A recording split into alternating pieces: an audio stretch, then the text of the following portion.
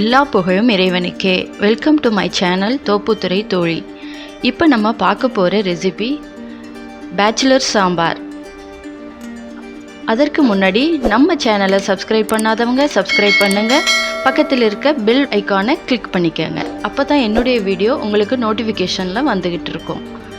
இதற்கு தேவையான பொருட்களை பார்க்கலாம். துவரப்பருப்பு 200 கிராம், முள்ளங்கி 200 கிராம், புளி தேவையான அளவு,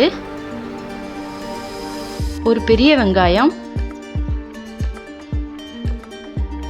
ஒரு மீடியம் சைஸ் தக்காளி, கொஞ்சமாக மல்லித்தலை, 1 டீஸ்பூன் கடுகு, 1 டீஸ்பூன் வெந்தயம், 1 டீஸ்பூன் மஞ்சத்தூள், 1 டேபிள் ஸ்பூன் தனி மிளகாய்த்தூள், 1 கொத்து கருவேப்பிலை, 50 கிராம் சாம்பார் பவுடர், பெருங்காயத்தூள் தேவைக்கேற்ப, நெய்யும் ஆயிலும் கலந்து எடுத்திருக்கேன். வாங்க எப்படி செய்யலாங்கிறத பார்க்கலாம். துவரம்பருப்பை அலசி எடுத்துட்டு குக்கரில் எடுத்துக்கோங்க. அதில் மஞ்சத்தூள் ஆட் பண்ணிக்கோங்க. ஆட் பண்ணி வேக வச்சு எடுத்துக்கோங்க. இப்போது ஸ்டவ் ஆன் பண்ணி பாத்திரத்தை எடுத்து வச்சுக்கோங்க. பாத்திரம் சூடு வந்ததும் ஆயில் ஆட் பண்ணிக்கோங்க.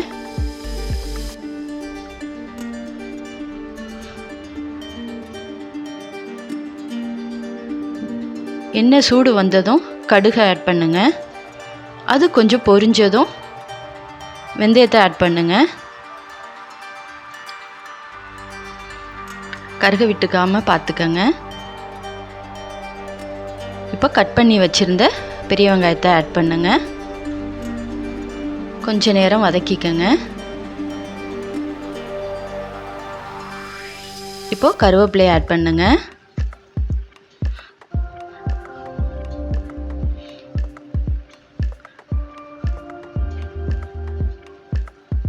வெங்காயம் வதங்கிறதுக்காக கொஞ்சமாக உப்பு ஆட் பண்ணுறேன். நீங்கள் பிறகு போட்டுக்கலாம். இப்போ கட் பண்ணி வச்சுருந்த தக்காளியை ஆட் பண்ணுங்க. இதுவும் கொஞ்ச நேரம் வதங்கணும்.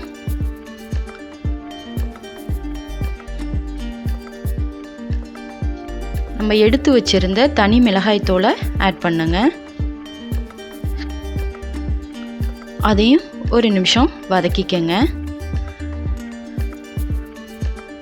கட் பண்ணி வச்சிருந்த முள்ளங்கியை ஆட் பண்ணிக்கங்க. ஒரு நிமிஷம் வதக்கி விட்டு கொஞ்ச நேரம் வேகட்டும். சாம்பாருக்கு தகுந்த உப்பை இப்போ ஆட் பண்ணிக்கங்க. மூடி வச்சு ஒரு 2 நிமிஷம் வேகட்டும்.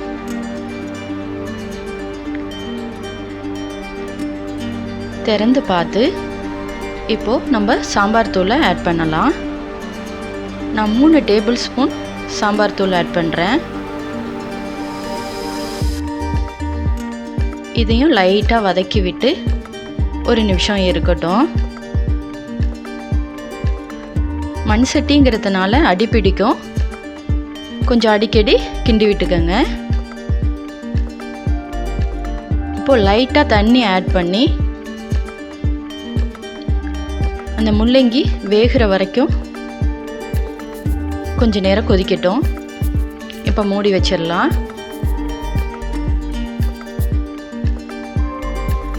லைட்டாக திறந்து விட்டு மல்லித்தலையை போட்டு மூடிடுங்க. இப்போ கொதிக்குது பாருங்கள். நீங்கள் முள்ளங்கி வெந்திருக்கான்னு பார்த்து செக் பண்ணிக்கோங்க. இப்போ எனக்கு வெந்திருக்கு. இப்போ நம்ம கரைச்சி வச்சுருந்த புளி கரைசலை ஆட் பண்ணிக்குவோம். நீங்கள் இந்த சாம்பாருக்கு லைட்டாக தான் புளிப்பு இருக்கணும், அதிகமாக புளி ஊற்றிடாதீங்க. இப்போ நம்ம வேக வச்சுருந்த பருப்பை ஆட் பண்ணிக்கலாம். பருப்பை ஆட் பண்ணதும் கொஞ்சம் கவனமாக இருங்க. இப்போ கொதி வரட்டும். மூடி வச்சிருங்க. இப்போ நல்லா கொதி வந்துருச்சு. நீங்கள் உப்பு எப்போதுமே அடிக்கடி டேஸ்ட் பண்ணி பார்த்துட்டு போட்டுக்கோங்க.